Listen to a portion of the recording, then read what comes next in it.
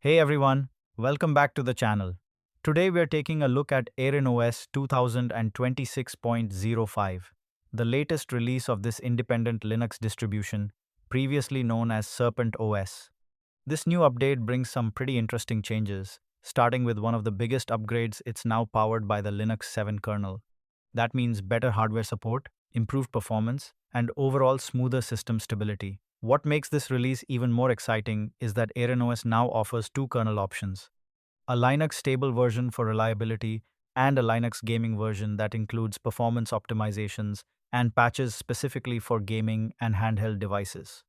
On the desktop side, AerynOS continues to use GNOME as its default environment, and this time it ships with GNOME 50.1, bringing the latest improvements in design and performance. But if you prefer KDE, you're also covered, because the release includes KDE Plasma 6.6.4, along with updated KDE Frameworks 6.25 and KDE Gear 26.04.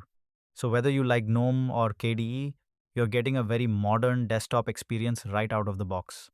Along with that, there are also some useful improvements to the MOS search tool, including support for provider-based search syntax, better highlighting of matched results, and smarter grouping of outputs. Even system operations like MOS state remove are now faster, which is a nice quality of life improvement.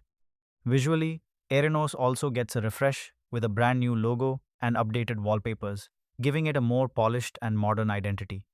Under the hood, this release comes packed with updated components like Mesa 26.0.6, Pipewire 1.6.4, Firefox 150, Thunderbird 150, Python 3.14, Rust 1.95, Docker 29, Wine 11.7, and many more, making it a very up-to-date system for both developers and general users. However, it's important to keep in mind that AerynOS is still considered alpha quality, which means it may have bugs and instability, so it's not recommended for production use just yet. Overall, AerynOS 2026.05 looks like a very promising release with powerful updates, flexible kernel options, and a modern desktop experience, but it's best suited for testing and experimentation for now.